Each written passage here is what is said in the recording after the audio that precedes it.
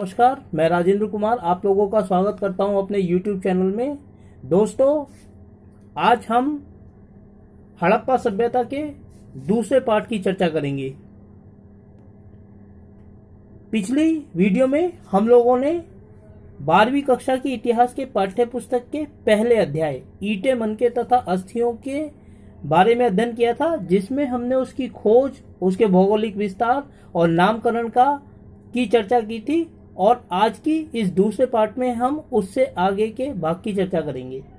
लेकिन दोस्तों, वीडियो को शुरू करने से पहले मैं आप लोगों से अनुरोध करना चाहूँगा कि यदि आप मेरे वीडियोस पहली बार देख रहे हैं तो आप सबसे पहले मेरे चैनल को सब्सक्राइब करें ताकि आपको मेरी वीडियोस मिलती रहें, और साथ ही बेल आइकन को प्रेस करें ताकि मेरी वीडियोस आपको सबसे पहले मिलती रहें।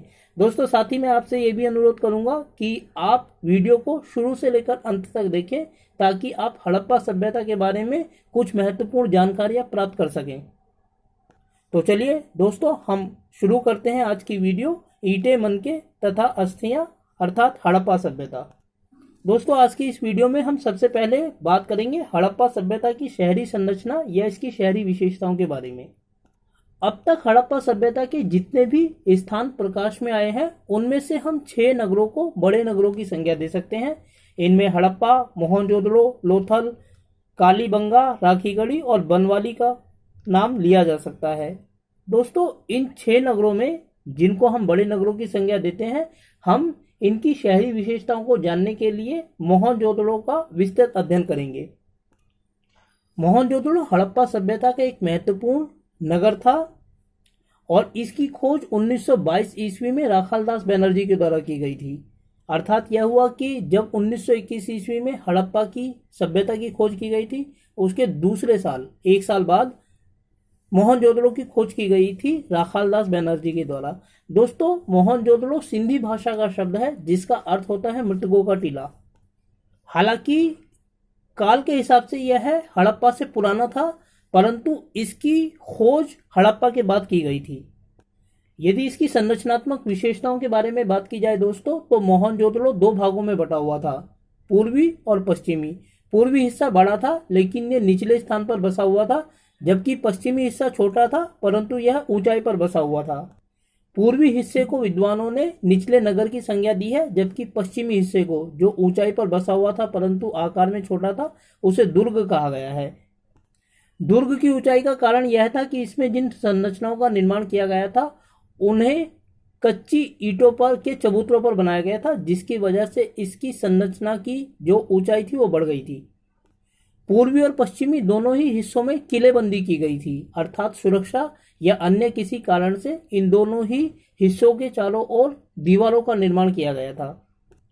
दोस्तों, हड़प्पा सभ्यता की शहरी विशेषता जो हमें मोहनजोदड़ो में साफ और स्पष्ट तौर पर दिखाई देती है, उनमें एक सबसे महत्वपूर्ण थी समकोण पर सड़कों को काटती हुई गलियों का निर्माण। यानी सड़कों और गलियों का निर्माण इस प्रकार से किया जाता था कि सड़कें गलियों के द्वारा समकोण पर 90 डिग्री के कोण पर काटी जाती थी। और दूसरा ये कि इमारतों को बनाने में और सड़कों के निर्माण में कच्ची और पक्की ईंटों का प्रयोग किया जाता था। और महत्वपूर्ण बात यह है कि इन ईंटों का आकार सभी जगह समान रूप से समान होता था। इनका अनुपात 4:2:1 का होता था। और इस तरीके की ईंटें हड़प्पा सभ्यता में विभिन्न स्थानों पर सर्वत्र समान रूप से प्रयोग की जाती थी। उनके आकार में कोई भिन्नता देखने को नहीं मिलती। दोस्तों, हड़प्पा सभ्यता की एक महत्वपूर्ण शहरी विशेषता जो हमें मोहनजोदड़ो के कार्य में या अध्ययन में स्पष्ट तौर पर दिखाई देती है, वो था नालों का निर्माण। हड़प्पा सभ्यता के लोग अपनी साफ सफाई का विशेष तौर पर ध्यान रखते थे और उनकी साफ सफाई की इस आदत को हम वहां की निकास प्रणाली में देख सकते हैं। हड़प्पा में सबसे पहले सड़कों के किनारे नालियों का निर्माण किया जाता था और उन नालियों के किनारे घरों का निर्माण किया जाता था। यह कोशिश की जाती थी कि घर की कम से कम एक दीवार गली की नाली के साथ जुड़ी हुई हो, ताकि घर की नाली बनी हुई नाली के माध्यम से घर का गंदा पानी गलियों की नाली में प्रवाहित किया जा सके। और सड़कों के किनारे जो नालियां बनाई गई थी दोस्तों, उन्हें ऊपर से ईंटों से ढक दिया गया था और साथ ही सफाई करने के लिए उनमें स्थान स्थान पर खोदियों का निर्माण किया गया था, जहां समय समय पर इन नालियों को साफ किया जाता था और उसके कचरे को बाहर निकाल दिया जाता था। सड़कों, गलियों और नालियों के लिए पक्की ईंटों का इस्तेमाल किया जाता था दोस्तों, और इसके लिए ग्रिड पद्धति का इस्तेमाल किया जाता था, जिसके अंतर्गत समानांतर रूप से ईंटों की संरचना बनाई जाती थी। इसके कारण हड़प्पा सभ्यता में, जिसके पुख्ता सबूत हमें मेसोपोटामिया में दिखाई देते हैं, वहां सफाई एक महत्वपूर्ण लक्षण थी। परंतु दोस्तों, यदि इसी समय हम मेसोपोटामिया की सभ्यता के बारे में जाने, क्योंकि हड़प्पा सभ्यता और मेसोपोटामिया लगभग समकालीन सभ्यताएं थी, और दोनों के बीच जो पुरातात्विक अवशेष प्राप्त हुए हैं उनसे दोनों के बीच व्यापारिक संबंधों की भी जानकारी मिलती है।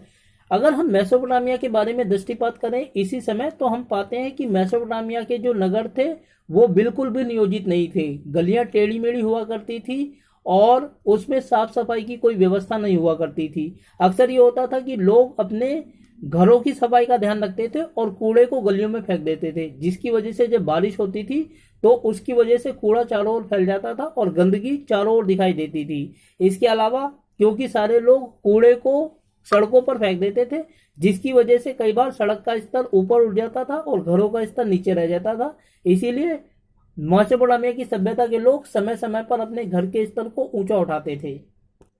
वहां पर नगरों को बसाने के बारे में भी कोई सुव्यवस्थित योजना नहीं थी। अक्सर ये होता था कि गलियां टेढ़ी मेढ़ी होती थी और इतनी टेढ़ी मेढ़ी होती थी कि पहिए वाली गाड़ियां गलियों के अंदर तक नहीं जा पाती थी। इसीलिए यदि किसी व्यक्ति को कोई सामान अपने घर तक पहुंचाना होता था तो गलियों के बाहर सामान उतार दिया जाता था और उसके बाद किसी पशु के ऊपर या कंधों के ऊपर उठाकर उस सामान को घरों तक पहुंचाया जाता था।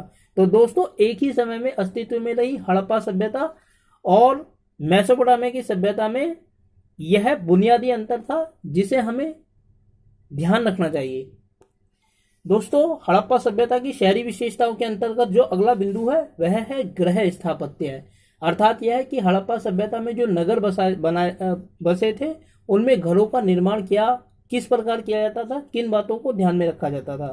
दोस्तों, मोहनजोदड़ो के अध्ययन के परिणाम स्वरूप हम गृह स्थापत्य के बारे में जो निष्कर्ष निकालते हैं उनमें सबसे महत्वपूर्ण यह है कि मोहनजोदड़ो में घरों का निर्माण आंगन आधारित होता था। अर्थात यह कि सबसे पहले बीच में एक आंगन का निर्माण किया जाता था और उस आंगन के चारों ओर कमरों का निर्माण किया जाता था।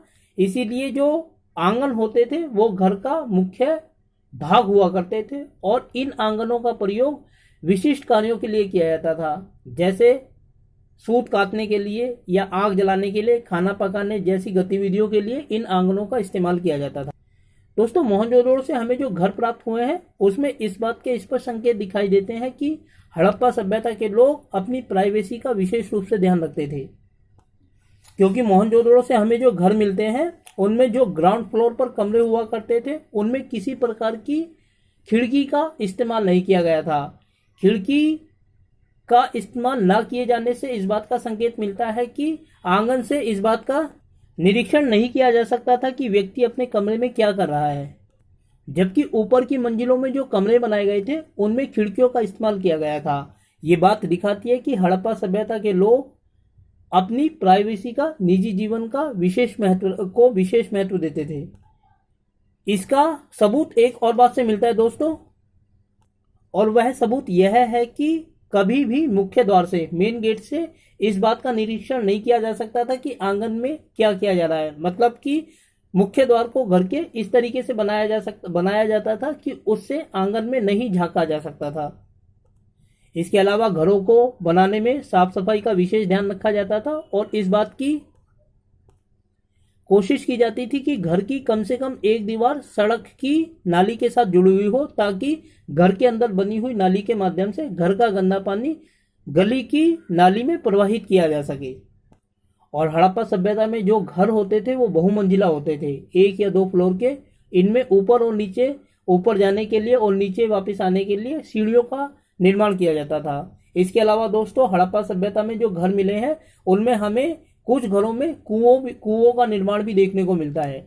इन कुओं को मुख्य रूप से घर के बाहरी कमरों में बनाया जाता था, जिसमें आसानी से आया जाया जा सकता था और यह कोशिश की जाती थी कि अक्सर इन कमरों को अनलॉक्ड छोड़ दिया जाता था, क्योंकि हड़प्पा सभ्यता में जो लोग व्यापार के लिए आते थे, कई बार जब वो थक जाते थे तो इन कमरों में आकर कुएं से पानी पीकर आराम कर सकते थे। तो इन कमरों को जो बनाया जाता था वो यात्री आरामगाह के रूप में बनाया जाता था। यह हड़प्पा सभ्यता की शहरी जीवन की एक महत्वपूर्ण विशेषता थी। हड़प्पा सभ्यता में जो उत्खनन हुआ है मोहनजोदड़ो में, उसमें अब तक इस तरह के 700 कुएं प्रकाश में आ चुके हैं, जिनको घरों में बनाया गया था और जिनका इस्तेमाल अक्सर यात्री लोगों के द्वारा किया जाता था। दोस्तों, अब तक ये हमने जो अध्ययन किया है मोहनजोदड़ो की शहरी माध्यम से हड़प्पा सभ्यता के शहरी जीवन का, ये मुख्य रूप से मोहनजोदड़ो के निचले नगर की विशेषताओं को दिखाता है। और अब हम देखेंगे कि मोहनजोदड़ो में दुर्ग में किस तरह के शहरी जीवन को अपनाया गया था और कौन कौन सी संरचनाओं का निर्माण किया गया था। दोस्तों, मोहनजोदड़ो का जो पश्चिमी हिस्सा था, जो आकार में छोटा परंतु ऊंचाई पर बनाया गया था, उसे विद्वानों के द्वारा दुर्ग नाम दिया गया है। इस दुर्ग की खासियत यह थी कि यहाँ अनेक ऐसी संरचनाएं मिली हैं जो निचले शहर में नहीं मिली हैं।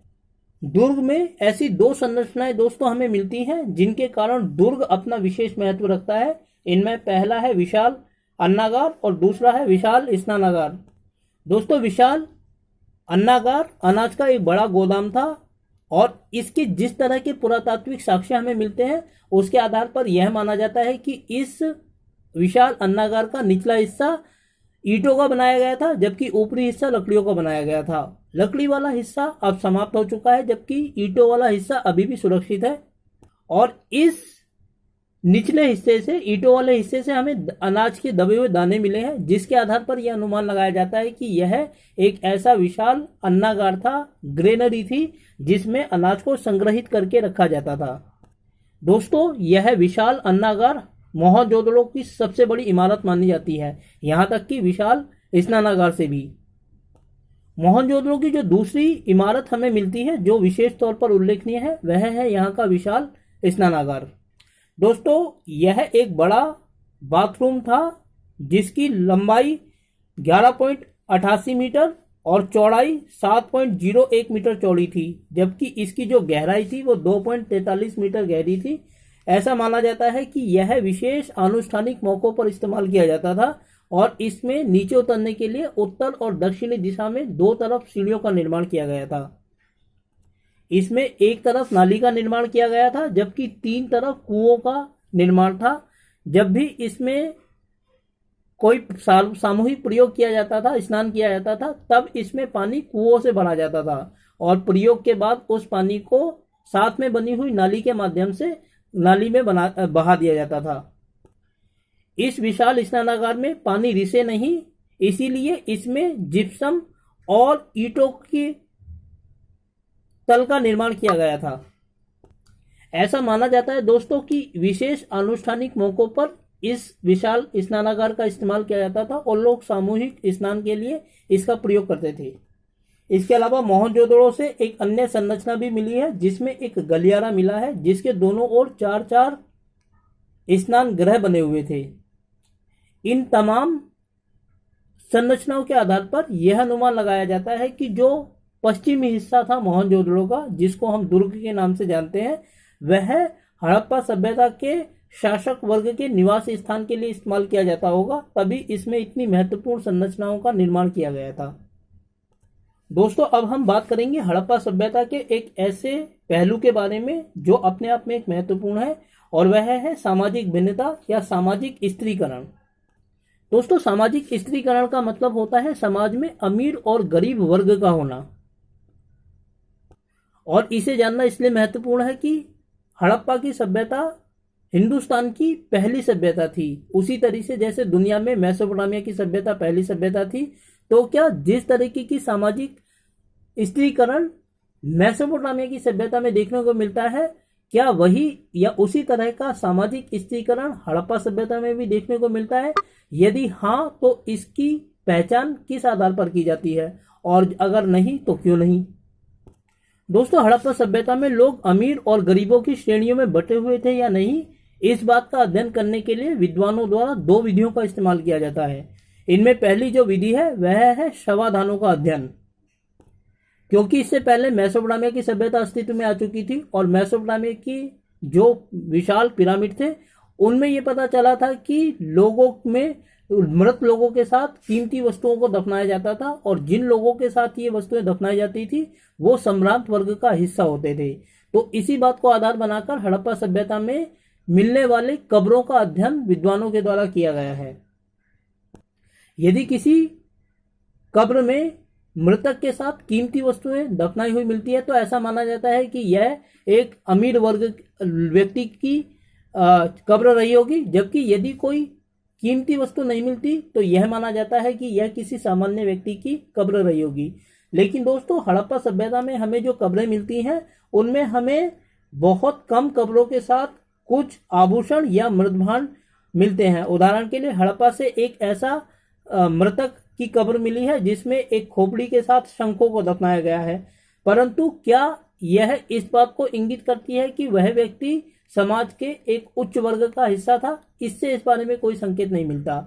संभवतः हड़प्पा सभ्यता में लोगों की कब्रों के साथ जो वस्तुएं दफनाई जाती थी वह इस विचार पर आधारित थी कि मरने वाले व्यक्ति को इन वस्तुओं की आवश्यकता मृत्यु के बाद भी पड़ेगी, इसीलिए इन वस्तुओं को मृतक के साथ दफनाया गया था। इसीलिए दोस्तों, हमें शवाधानों के अध्ययन से इस बात की कोई पुष्टि नहीं मिलती कि हड़प्पा सभ्यता में सामाजिक स्त्रीकरण था या नहीं। इसीलिए विद्वानों के द्वारा एक अन्य विधि का इस्तेमाल किया जाता है हड़प्पा सभ्यता में सामाजिक स्त्रीकरण को जानने के लिए।